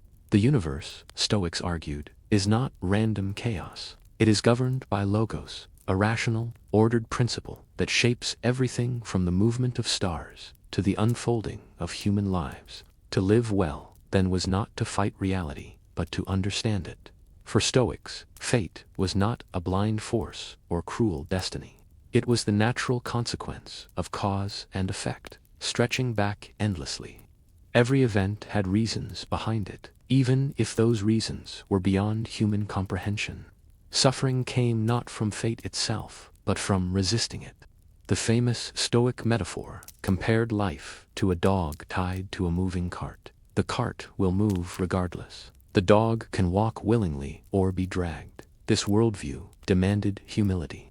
Humans were not the center of existence. They were parts of a much larger system. Expecting the universe to bend to personal desire was irrational. Mental clarity came from aligning one's will with reality as it is, not as one wishes it to be. Yet, this was not fatalism in the lazy sense. Stoics did not believe effort was pointless. On the contrary, they believed human reason was itself part of the cosmic order.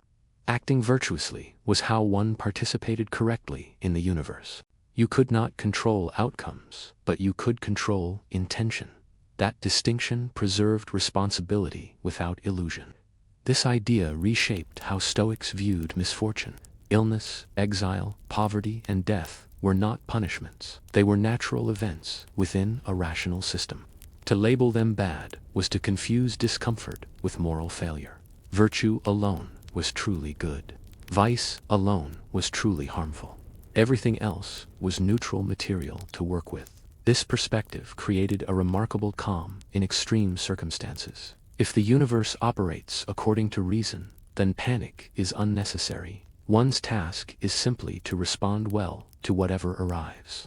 This does not eliminate pain, but it removes outrage. Reality is no longer an enemy. Importantly, Stoics did not claim to fully understand fate. They accepted mystery. The demand was not comprehension, but cooperation. Accept what cannot be changed. Act well where choice exists. Mental clarity lives in knowing the difference. This cosmic framework also supported compassion. If everyone is shaped by causes beyond their control, then cruelty makes little sense. Error comes from ignorance, not evil intent. Understanding replaces hatred. Patience replaces resentment. Stoicism's view of fate offered something rare: peace without denial. The world remains harsh, loss still occurs, but meaning is not destroyed by hardship. It is revealed by how one meets it. To the Stoic, clarity begins when resistance ends. Stoicism might have been born in Greece, but it matured in Rome. When the philosophy crossed into the Roman world, it encountered a culture obsessed with duty, hierarchy, power, and endurance. Instead of clashing, Stoicism adapted and thrived. Its emphasis on discipline, self-control, and responsibility aligned naturally with Roman values, especially among those burdened by command. Roman Stoicism was less concerned with theory and more with application. Statesmen, generals, and administrators were not asking how the universe worked in abstract terms. They were asking how to remain steady while ruling provinces, commanding armies, or surviving political chaos. Stoicism offered an answer: control the self, and the rest becomes manageable.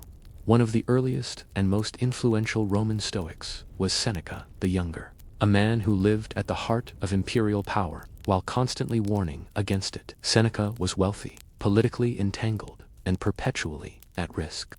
His writings focus obsessively on time, anger, fear, and death, not as philosophical curiosities, but as daily threats. For him, Stoicism was survival training for life near the throne. Stoicism also appealed to those with no power at all. Epictetus, born enslaved, taught that freedom had nothing to do with legal status. A person could be chained and still free, provided their judgments were not enslaved by fear or desire.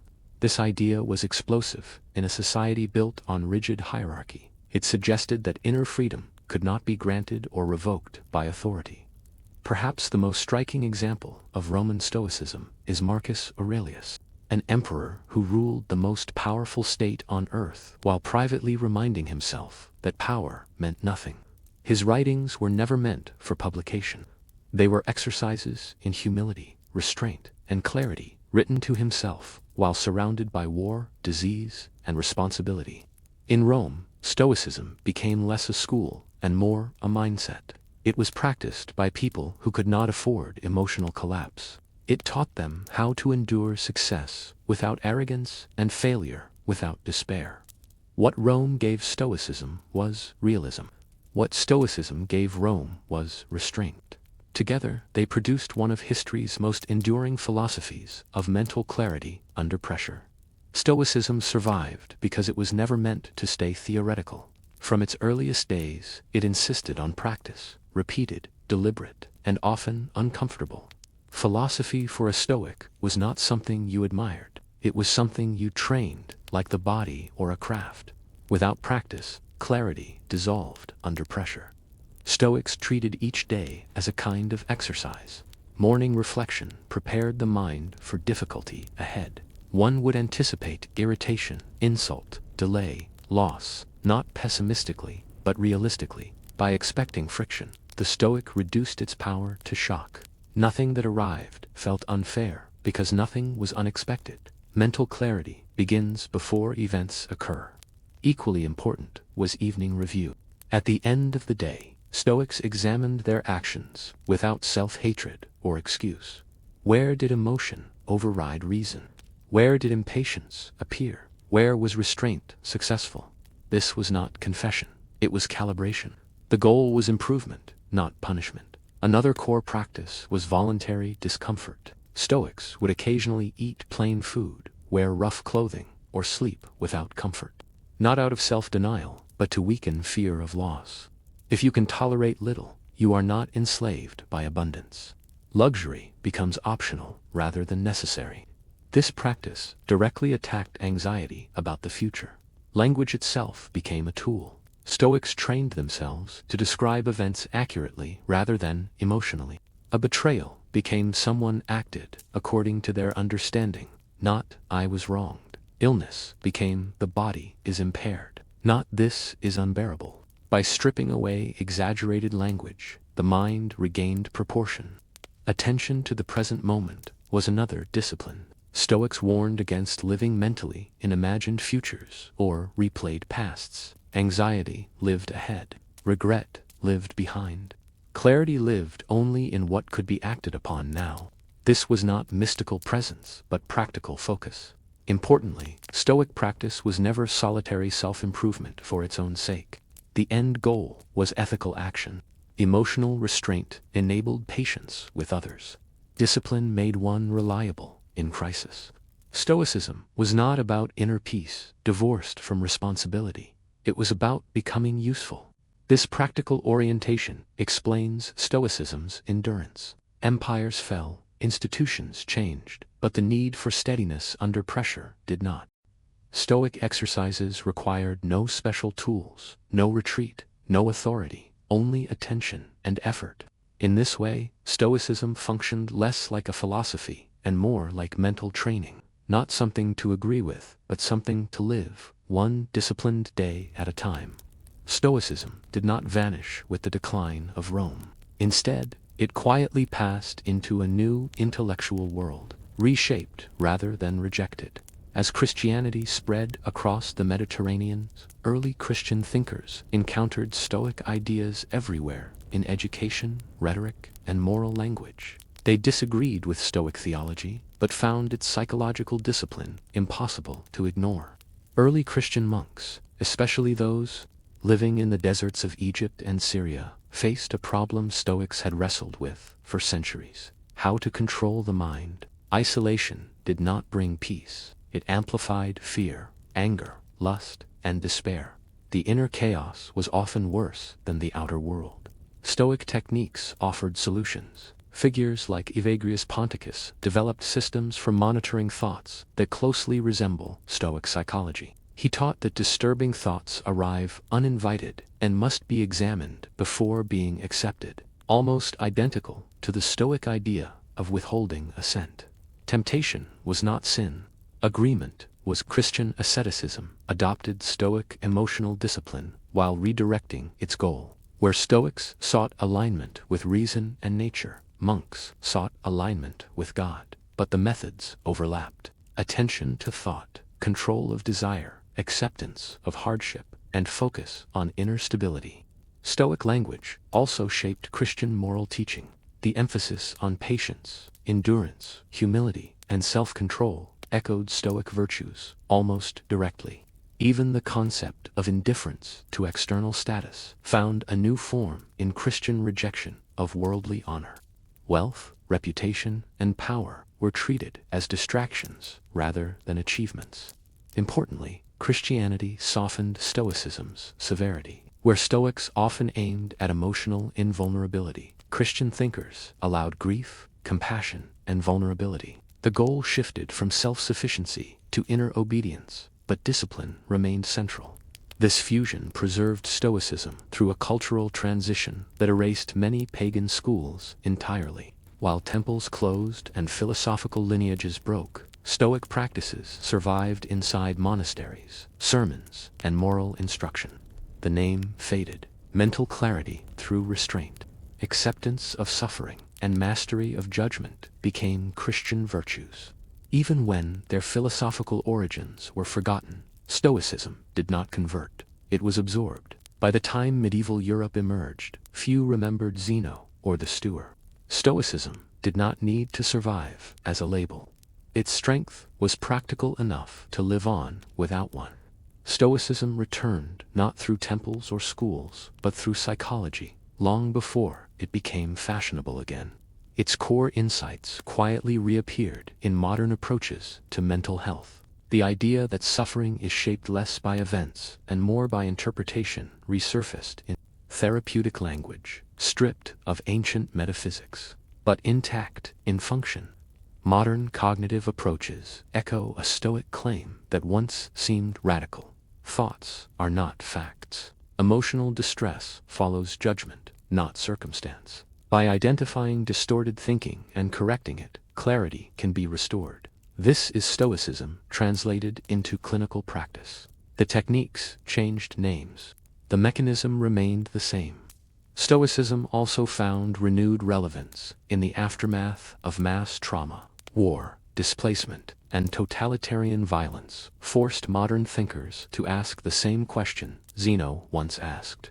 One of the most powerful modern voices to answer that question was Viktor Frankl. Having survived the concentration camps, Frankl argued that meaning, not comfort, was the foundation of psychological survival. His conclusions mirror Stoic thought almost exactly. Freedom, he claimed, exists in the space between stimulus and response. In popular culture, Stoicism resurfaced as a counterweight to constant stimulation and emotional excess.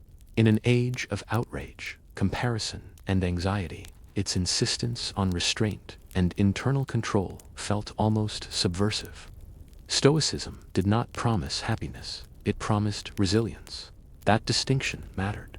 Modern self-help techniques are adopted for productivity, confidence, or stress reduction, but classical Stoicism was never about optimization alone. It tied mental clarity to virtue, honesty, fairness, courage, and responsibility.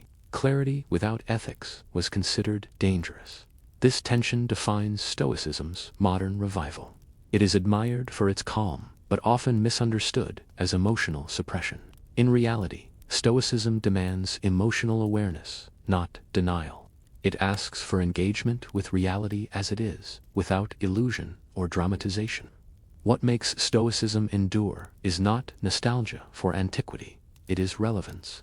The world remains unstable. Loss remains inevitable. Attention remains fragmented. Stoicism offers a way to stand upright within that instability without pretending it will disappear. Its appeal today reflects the same need it addressed in ancient Greece and imperial Rome: how to live well when certainty is impossible. Different centuries, same question. Stoicism keeps answering quietly, persistently, and without promise of comfort. Stoicism endures because it never promised escape, it promised clarity. In every era where it resurfaced, the same conditions were present: uncertainty, loss, noise, and pressure. Stoicism does not try to eliminate these forces. It teaches how to meet them without breaking. At its core, Stoicism offers a redefinition of strength. Strength is not dominance, emotional intensity, or constant confidence. It is the ability to remain steady when conditions deteriorate. It is the refusal to let fear, anger, or desire dictate action. This kind of strength is quiet. It does not announce itself, but it lasts. Mental clarity, in the Stoic sense, is not a permanent state of calm. It is a practice of alignment. Alignment between judgment and reality, between values and behavior, between what one wants and what one accepts. When these are in conflict, the mind fractures. When they are aligned, resilience emerges. Stoicism also places responsibility back where it belongs. Not on fate, not on others, not on circumstances, but on judgment. This is demanding. It removes the comfort of blame, but it also restores agency. If distress arises from interpretation, then clarity is achievable through discipline. The world may remain harsh, but the inner response can improve. This is why Stoicism resists simplification. It is not positive thinking. It does not encourage optimism for its own sake. It asks for realism paired with restraint. It acknowledges pain without amplifying it. It allows grief without surrendering reason. It accepts impermanence without despair. In a culture that often equates emotional expression with authenticity, Stoicism can appear cold, but its aim is not emotional eraser. It is emotional. Proportion to feel what is appropriate for as long as it is useful, without letting feeling become identity. What Stoicism ultimately offers is not happiness, but reliability. A Stoic person becomes someone others can depend on in crisis. Not because they feel nothing, but because they are not overwhelmed. This is why the philosophy appealed to rulers, slaves, monks, soldiers, and survivors alike. Different lives, same need. Stoicism does not promise that life will be fair. It promises that clarity is possible anyway. That is its quiet power. 2,000 years after its birth, beneath a painted porch, Stoicism remains what it always was: a philosophy for people who cannot afford illusion, but still want to live well.